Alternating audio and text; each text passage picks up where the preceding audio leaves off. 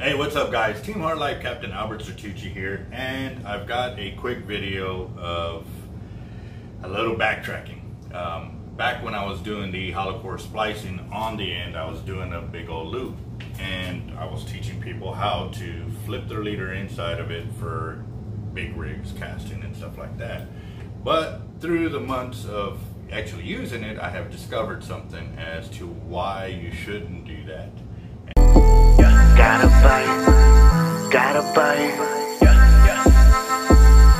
I think I got a lot of stress on my mind. It's a nice day to go. Yeah, I gotta line. I'ma call the whole team. And today I got a prime example because we've actually got the end of it back where it was destroyed, and I want to go ahead and share that with you real quick.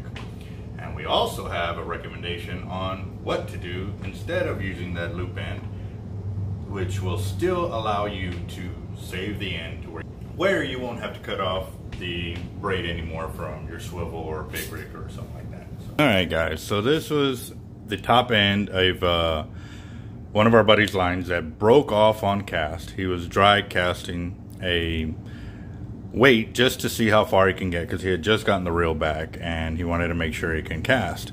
Well, one of the things that happened was it got out to dry line and it burned off, and that's what the tail end of the line looked like right there. You know, it burned off and broke off, and that's a chance you can take. That's a chance you're taking by using the hollow core braids or any kind of braids. That's what could happen to you. Now, because he was able to catch his line back, he also discovered something else. So he brought it to me, and he was thinking that the knot had broken.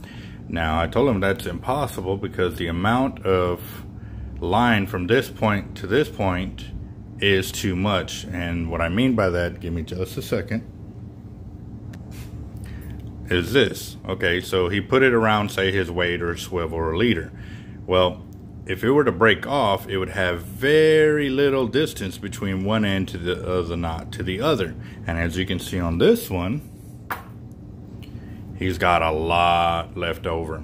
So this goes back to my theory. And what my theory is, that as the leader is flying through the air, it's being pulled tight. But as soon as it lands, it gives it this slack. And I've actually caught leaders. Let me actually get a leader so I can show you what it looked like.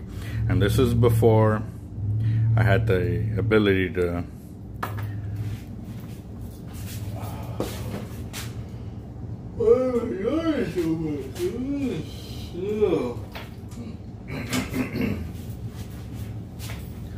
So this was before I started thinking of all the things that I could do to teach y'all and so forth. So let me go ahead and loop this on here.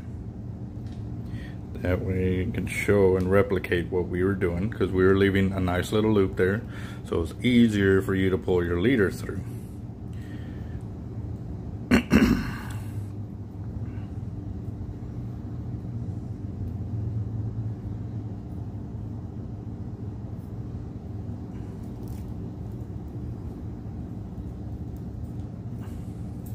And at first when we were doing this, we never really ran into that problem. But we started to notice it as the braid got broken down and worn like this. It's a lot more flexible than it is when it's brand new and a lot of coating.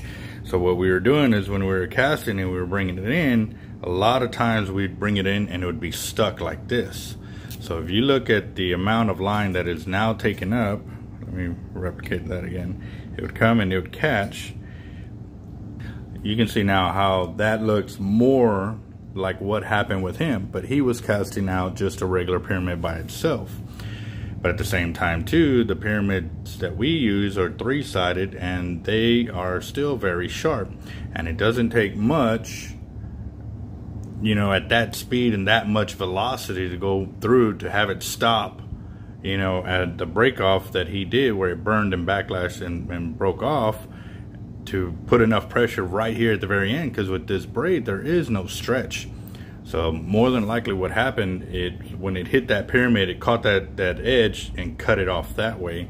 And so that's why his line came back like this, And also too, he was able to recatch his line, because if it was just the weight by itself, it would have taken this line and gone at least 15 to 20 yards further than he would have if he was just casting it by itself.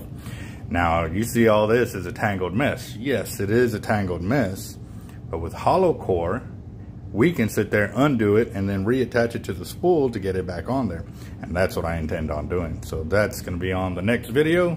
So stay tuned, guys, as we are still learning something new every day, and we are sharing it with you.